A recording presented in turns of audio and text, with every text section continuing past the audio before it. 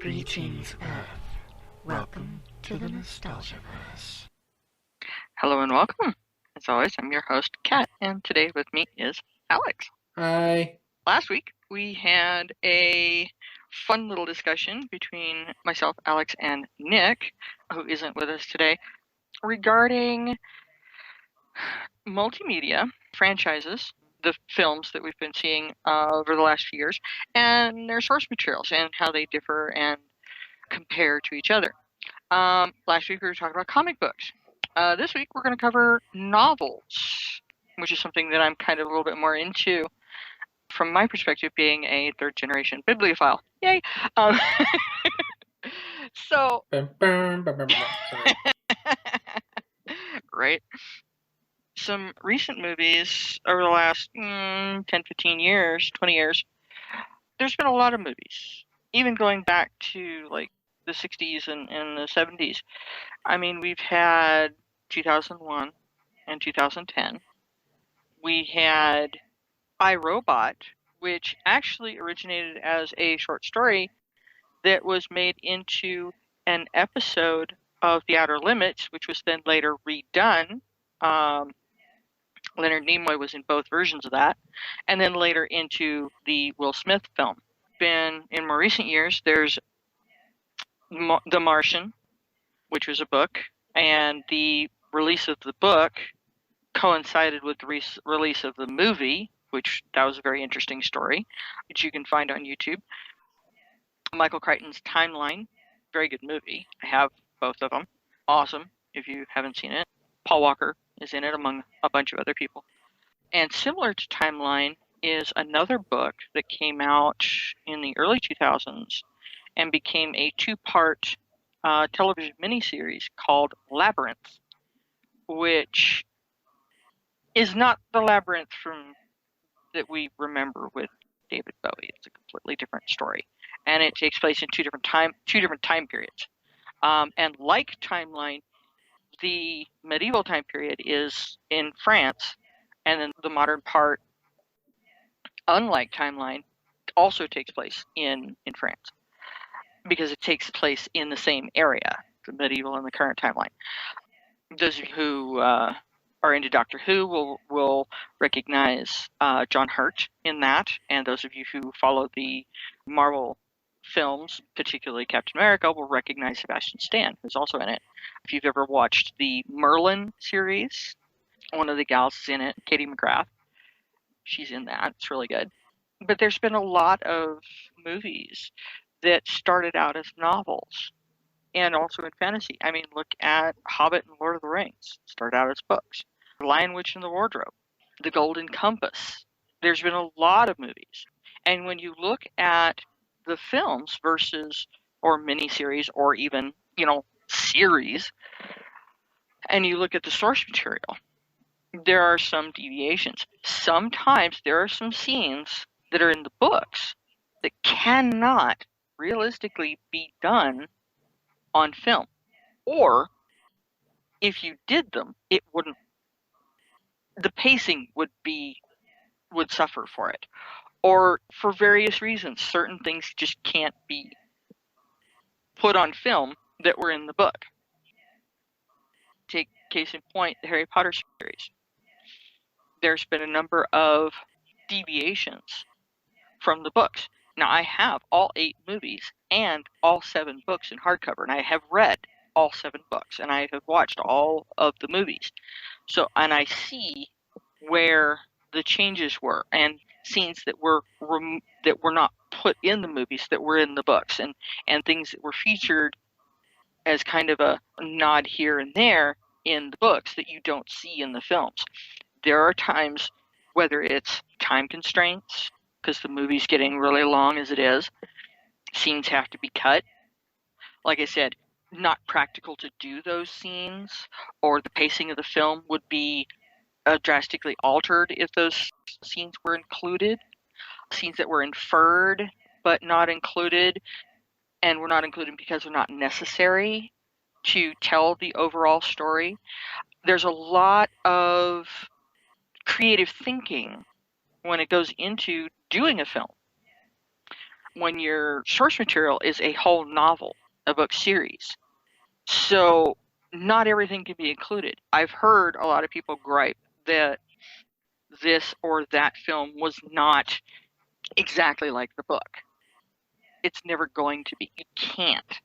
As technology gets better in film, whether it's practical effects or CGI or stunts or whatever, some of these things can be done, but not all. And like I said, for multiple reasons, either time or just the ability to do the scene, or the pacing of the film won't allow it, or it's an unnecessary scene that's implied elsewhere, but not, you don't need to film it. It doesn't need to be included explicitly, and other things too. And sometimes things happen. For example, in Gladiator, there's a scene where the guy who owns him, older guy, can't remember his name, the character's name, but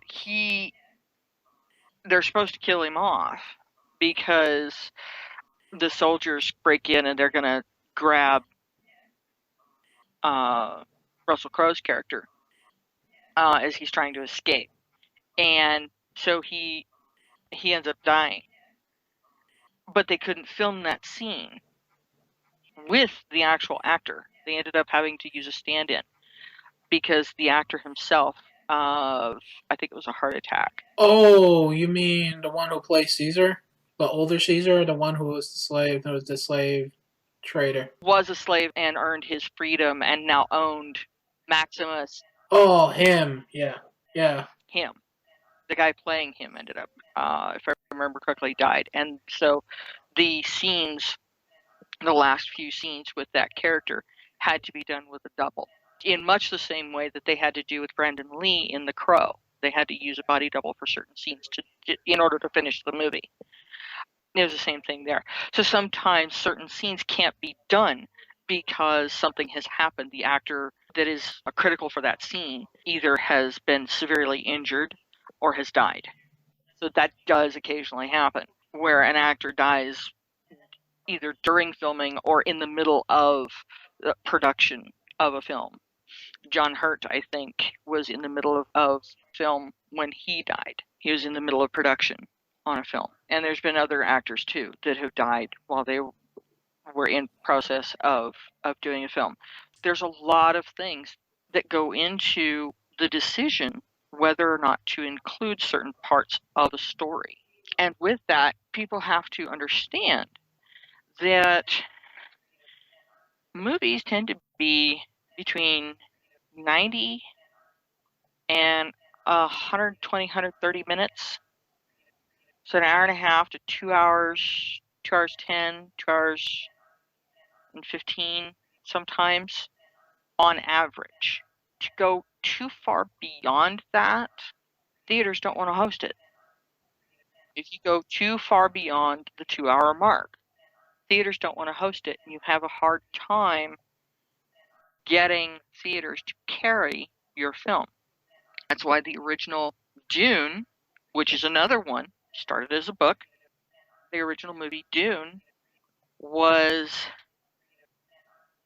it had such a hard time because there was so much in that book that Frank Herbert had written that did not make it into the film. And the technology at the time for practical effects and special effects and stuff, certain things couldn't be done the way they were in the book. So they had to kind of alter it a little bit. The Sci-Fi Channel miniseries, Dune and then Children of Dune, was closer to the books, I should say. Whereas the original Dune, it was already a very long movie to begin with. It was like close to 3 hours. And then they did a longer extended cut that ended up on television. And I've seen both versions, and there's a lot there. That's a classic example of why so much ends up getting changed, especially from books, from the source material. A lot of books 300 to 350 pages of a novel, there is so much story there. You could easily do it in a 2 to 3 part miniseries if you included everything. And you can't always do that. Like The Last Unicorn. A novel which became a graphic novel, which became a movie, and it was an animated movie on top of it. And there was quite a bit that wasn't. There were some scenes that were never even included, like the scene at the tavern, or were changed. I thought it was a great movie. I grew up watching it. It was just so beautiful. Mrs. Frisbee and the Rats of Nim, which became The Secret of Nim, is another one. Watership Down. And these are animated movies. So you're talking, these are an hour and 20, hour and 30 long. So, and when you're dealing with animation, especially earlier on, they're not as long as live action, because the animation tends to be geared more towards kids.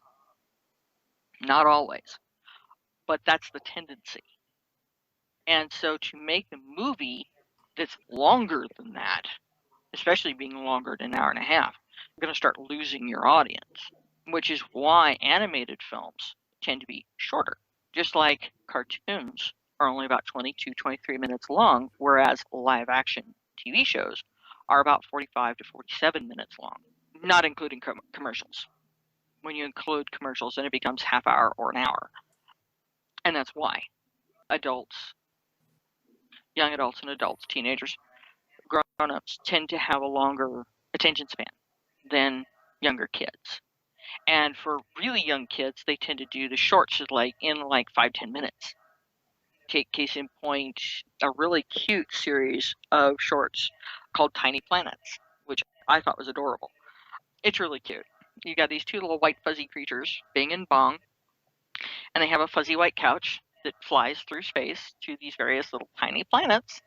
There's the home planet, which is where they start, and then the technology and self and light and color and sound and everything else, and they explore and they learn about different things, and it's great for young kids. And I thought they were really, really cute. Put out by a company called Pepper's Ghost. You have to kind of take into account in using those examples. You have to take into account the attention span of your audience. So if you're doing something like Tiny Planets, you want to keep it at short 7 to 10 minute segments. If you're doing something like Spider-Man and His Amazing Friends, which had Spider-Man, Firestar, and Iceman, or the Transformers cartoon, or any of the cartoons we grew up with in the 80s and 90s and early 2000s, 22 to 25 minutes, depending on commercials. If you're going for an adult, okay, an hour, 45 minutes to an hour. Like with something like Tiny Planets, you can string 3 stories together and get a half-hour show. With a cartoon animated feature, you can string 3 episodes together and get an animated feature about 90 minutes long, 75 to 90 minutes long. Take a look at all the Disney films. Most of those are around 90 minutes, give or take. Some are a little longer, some are a little shorter. And then you get your live-action movies, which are around 2 hours. 2, sometimes 3 hours, because adults can sit through those a lot more readily than younger kids. And so when you're trying to draw from a source material such as a novel, not just a comic book, let alone comic books that span decades. In decades. Right? Half a century or more in some cases. You can't put everything in there. You can't. It's not possible. If you're doing a series, like we were talking about last week, where it was the difference between the Daredevil movie versus the Daredevil series.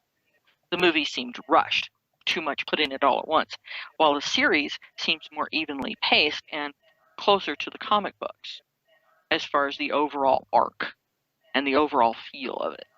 They take their time. You have to take a lot of that into consideration. Are you going to do a miniseries? Are you going to do a single movie? Are you going to do an actual ongoing series? How close are you going to stay with the source material?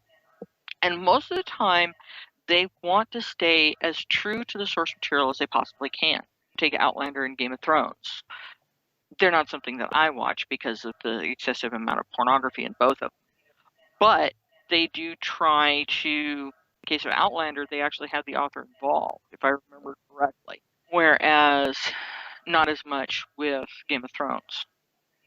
And you've got a series of books. This is an ongoing series of books, both cases. So they can't do, a movie here, a movie there, a mini series here, and a mini. This is an ongoing series because the books are still being written. It would be much the same if they tried to take, for example, The Wheel of Time.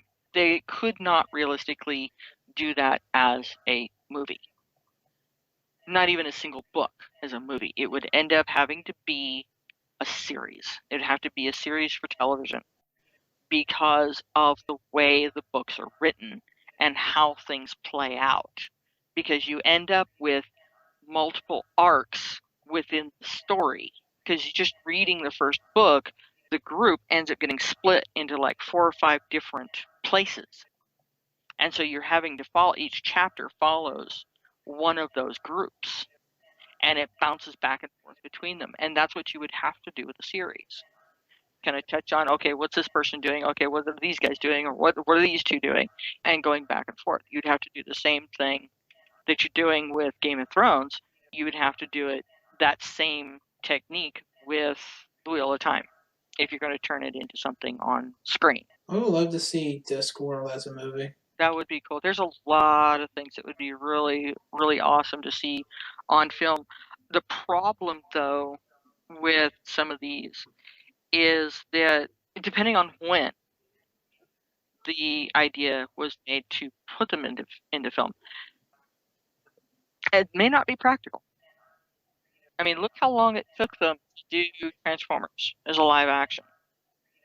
It wasn't until the technology was able to do it as well as it is with realistic, photoreal robots. That took them what, 3 years to make the first movie, and then the second movie took them like a year, 2 years. There were 2 years in between. It was almost 3 years for the first one, and then it was just short of 2 years, and then it was a little less than that for the third one. And then these new ones, it's coming out like closer to a year and a half in between, because the technology and the speed of the computers has improved. Hitchhiker's Guide to the Galaxy, that's another one.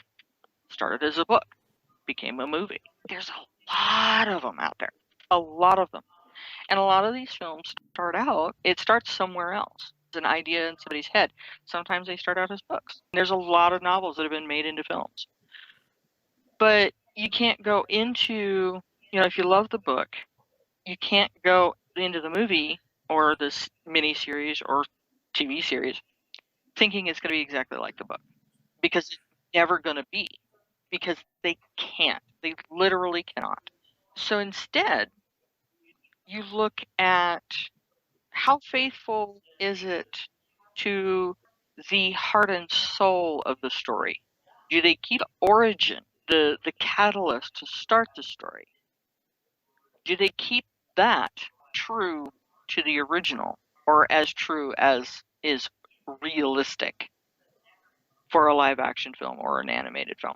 Is a given scene or scenario necessary for the narrative they're trying to tell? For example, kind of going back to comics for a second, I commented on the difference between Captain America's origin story in the comics versus the movies. His origin story is relatively the same. Bucky's was different. They took out the campier side of the little kid that palled around in the war and made him a childhood friend of Steve Rogers, and kind of switched it up, and it made more sense. It really did. You take any of the any of these characters from the books, and you look at their treatment in the films. Are they still in character and true to who they were in the books as far as the personality and the motivations? Some of the details of the scenarios may change, the situation they're in during the film or during the episode. But if they stay true to the origin and the characterization, there's a lot of leeway there that they can then play with and say, okay, what if? Take a look at how many times a given story has been redone. Look at Planet of the Apes. There's been 3 different movie sets, I should say. You have the original from the 60s, 5 movies. You have the 2001 film, and then you've got the 3 recent ones with Andy Serkis. I want to see how they're going to combine the first, the fourth, and the fifth movie. Like, because you see the trailer, like the humans are with the apes, or are fighting against another military, or they're just yeah. I want to see how they're going to combine those two. I will. I love to see that. Interesting though. The interesting thing is that arc. It's a different story. It's a very different story from the original films, but they kept it relative to the premise. Got an ape that's different, that is raised by humans, and he ends up leading apes into a new society. And the humans are struggling to assert themselves against that society. And it becomes a planet of apes, quite literally. And the struggle between the humans and the apes for not only survival but dominance. And so that premise is maintained, but they're telling a very different story that's going to be different from the source material. In this case, the original 5 movies, which I grew up with and love. I love them. They will always have a special place in my heart. I love those movies. But Gotta love Roddy McDowell. oh, yes. But you have to remember the premise for something like Planet of the Apes can be told in a number of different ways. Many different ways. You have to look at the writer and the filmmaker, the director, as well as the actors and the people involved and what they bring to the table intellectually and their interpretation of it. Look at all of the different iterations of The Wizard of Oz and how it's changed over the years. I remember seeing one version of it when I was a kid. There's the original from 1939, I believe it was. I think it was 36. No, it was like 38 or 39. I think pretty sure it was 39. I think it was 39. Yeah. And then there's been other iterations, including one with an all-black cast. I want to see that one. Oh, it was funny. It was good. It was a lot of fun. I haven't been able to find it since because I saw it on TV. The 80s one was dark. Yeah, there's a very dark version. There's different versions of the Alice in Wonderland story. There's the Tim Burton one. There's the Disney version. Like I said, the 1939, the original. There's a number of different iterations. Take also King Kong. There's the original 1933 film, and then the 1976 film, which I have. I love that one. And then the 2005, I believe it is, which with Jack Black that I also have, that one. And now we're coming out with Kong Skull Island, which is another version of the story, but it's a different part of the story. Instead of way back during the Depression in the 1930s, this is being told from the perspective of within the timeline of the Vietnam War. I think King Kong's mystical because he dies and another contest just takes its place. And I think it's not canon. I'm not sure because I watched Kong, the TV series, and it talks about Kong been reincarnated in so many times in different areas of time, including in the movie. In that version, Kong died and he got reincarnated back into Skull Island. Sat down and thought about this. It kind of makes sense, but I'm not sure. Yeah, and then there's also, so I think I crossed wires. You're talking about Wizard of Oz, and then I ended up going in Alice in Wonderland. Because I was also thinking about Alice in Wonderland, which is also based on a book. It's actually based on a poem. Both of them is just as dark anyway. But Alice in Wonderland started out as a poem, which became a narrative Which that's the Disney and the Tim Burton version and some of the other ones. There was an Alice in Wonderland movie back in the 80s that I remember watching it on HBO. Mm-hmm. It was dark. Mm-hmm. And I mean dark. Mad Hatter was actually a sociopath. But yeah. Yeah, and a lot of these fairy tales, the Grimm fairy tales and Through the Looking Glass and everything else. And they've even done video games for Alice in Wonderland. American McGee's Alice is very, very dark. I actually love the Cheshire Cat in that one. He's cool. And then they had The Madness Returns, the second video game. Oh, you mean the murders that video game that Alice was just a murdering psychopath?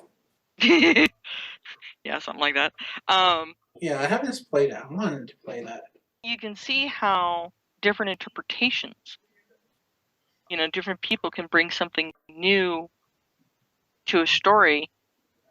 Take a look at Jules Verne's 20,000 Leagues Under the Sea. How many different iterations of that has there been? 20,000 million. There's been a few. Look at The Time Machine. We're going old school sci-fi there. It's not World of the Worlds. Oh God, War of the Worlds. Which was the name of the one that I think was Jules Verne or one of them? They were talking about Martians on the planet or something like that. You know what I'm talking about. I don't remember. There's been a lot of them. They made a Disney movie that was based on a book. This guy got transported to Mars. You know what I'm talking about. I think so. I don't remember. It's been a while. But yeah, there's so many different things. There's so many different stories. Each time it's told. Just taking, for example, Alice in Wonderland. If they told the exact same story the exact same way every single time, and you took the original poem, the original book, and told it exactly as it's written, the same way each and every time, it would get boring. It would get so boring. Oh my God. And people would just be like, oh God, not another one. Really? But because different people brought a different perspective. The overall narrative is the same, but they brought a different perspective, a different feel. And so then it feels new and different and interesting. But the core of the heart and soul of it remains and is recognizable as that's this story.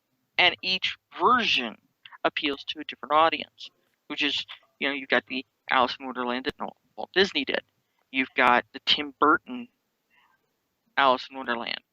You've got American McGee's Alice, the video game. You've got the narrative that incorporates parts of Alice in Wonderland into Once Upon a Time series, TV series, and then the spin-off series, which is centered more on Alice in Wonderland. There's a lot there you can do. And each time a story is retold, you can find ways to make it new, make it fresh, make it interesting. That's what a lot of these people do when they write a screenplay, or directing a movie, directing it, bringing actors involved. They bring something new. Going back to, because the MCU films are so prominent right now, look at what would have happened. For example, Captain America. If Chris Evans stuck to his original thing, and because he originally said no, because he was kind of afraid of it, because it's a 6-picture deal, and that was like 10 years of his life that represented. Well, everyone forgave him for doing that instead of being the Human Torch. Well, he did that for the two Fantastic Four films, but he originally said no to Captain America, and people that he knew and trusted, so they were like, dude, you're an idiot, do this, trust me, you won't regret it, do this. And he listened, and he went ahead and he did it, and he's phenomenal. I couldn't picture anybody else being cast as Captain America. And at one point, I believe it was Sebastian he went out for Captain America and ended up as Bucky. Look at Thor. Tom Hiddleston tried out as Thor. So did Liam Hemsworth, Chris Hemsworth's brother, tried out for Thor, and it ended up going to Chris. And look how beautifully he did with that role. So you can well imagine how drastically different. Can you imagine anybody but Robert Downey Jr. as Tony Stark? I mean, he is Tony Stark. Can you imagine anybody else as Professor Xavier that we know and love from the comic books other than Patrick Stewart? Early mid 90s, there was banter about what if they do a live action X-Men film, and almost unanimously the fans said it's got to be Patrick Stewart or nobody. He was perfect for that. It's like, can you imagine anybody else playing Gandalf besides Ian McKellen? Beautifully. I know the actor who plays Q should be playing Mastermind. John Delancey. Oh god. He is so perfect for that role. Yes, because Q likes to play tricks and mind games. So, well, Yeah. Mastermind likes to play mind games, so that would be perfect. There's a reason the specific actors get cast. When you get different people playing the same role over time, it gets interesting. Because the first time you see the role cast, it's like, oh, nobody else could do that. 10, 20 years, 30 years later, somebody else is cast. Oh, they're perfect. 10, 20 years later, somebody else is cast. And they do a beautiful job. But each time somebody new is cast in that role, take, for example, Professor Xavier and the X-Men. Xavier, Magneto. Who would have thought that anybody besides Ian McKellen could play Magneto so beautifully? And then Fassbender comes in and knocks it out of the park. It's like, oh my god. Beautifully done as a young Magneto, a younger Magneto. Right? Same thing with Xavier. Who would have thought that anybody besides Patrick Stewart could capture Xavier so well as his younger self? My fun says there's a thing about the X-Men movie that You know, there was a joke that call it, but because the actors are so older, they call it Grumpy Old Men Part 2. Because of the fact that two old men fighting with different views and they're acting really stupid. yeah. Something like that. It's like, yeah, my ways, but Yeah, and it's the same thing with Batman. I mean, we all remember the 60s, very campy 1960s series. I grew up watching it. My number one favorite Catwoman of all time is Eartha Kitt, period. She was the best as far as I'm concerned, as far as Catwoman goes. There have been other people who played Catwoman. There have been other people who have played Batman.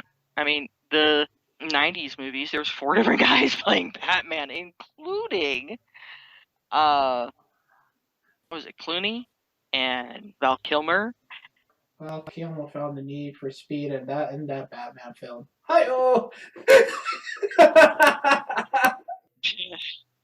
Yeah, I know, right? And I liked him as Batman, actually. He's one of those very, very underrated actors. And then you look at the Dark Knight trilogy.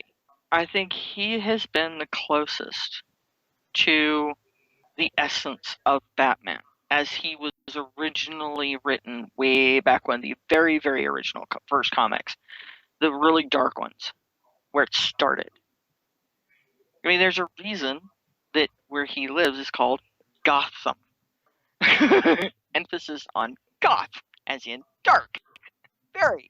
If for a Batman film, don't add any of the supervillains. I'd rather see them Batman fight against the criminals, Yeah. and then have a throwaway bounty hunter here and there, and introduce the Penguin or something like that. Not just like we're just gonna throw a bunch of supervillains in the Batman film that his arch enemies. What would just concentrate on the criminals as he's starting out? Not don't throw the League of Assassins, just the underworld. Deal with the criminal underworld and then lead him to people like the Joker, Riddler, Catwoman, Penguin, etc. The Scarecrow.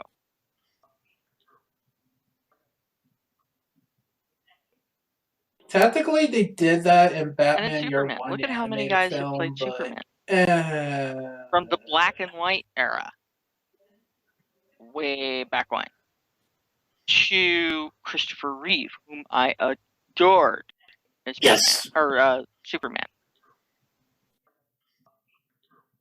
I know, we were just talking about Batman. wrong person in the spandex, lady. Superman. Love him. He is the Man of Steel. To Henry Cavill, who's now playing the Man of Steel. And he's probably the closest successor to Chris Reeve.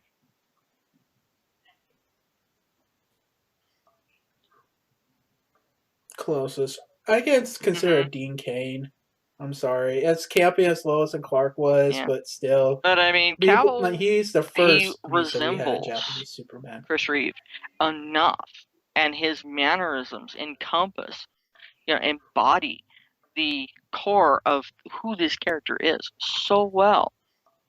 He's the closest worthy successor to Christopher Reeve as far as Superman goes, to me. Other people have, your mileage may vary. And the same is true with novels. I mean, look at Dune versus, the original from 82 or 83 versus the Sci-Fi Channel miniseries. Very different people, very different narrative, the exact same narrative, exact same story, but it's told in a little bit different way. And both are really good and really well done. So don't go into, I guess the main thing is, don't go into a movie or miniseries or series expecting it to be exactly like the book or comic book or whatever you read. Because it's never going to be. It's going to be their interpretation of the source material. But the thing to keep in mind when you're watching, if you know the source material, whether it's a comic book, a graphic novel, an actual novel, or a series of novels, like Vampire Hunter D and Vampire Hunter D Bloodlust is another one they were novels that became movies, and there's so many of them. There's so many, but look at the heart and soul, the core of the story, the essence of the story. Does it feel true to the original? Does it, the origin and the catalyst that begins the story, the narrative, does it stay at least as close to the original as is feasible, maintaining the integrity of the character and the narrative and who that character is and who they become? Don't sweat the details. Don't get caught up in the little things and in what order things happen. So long as something happens and the significant touchstones for these characters and the narrative and the story as a whole are done. Let people tell the story in their own way and enjoy it for what it is. I don't think they should have to stick strictly to the original exactly as it was written, because then you lose a lot of the creativity of the people making the film or the series and their expression and their interpretation of this story that we all love. They get involved because they love the story, and let them show you what it is they love about it. What do you think? I think it'll be fine. So, anything else we need to discuss, or we should wrap it up? No, I think pretty much that covers it. So, that wraps it up. And thank you guys for listening to us ramble.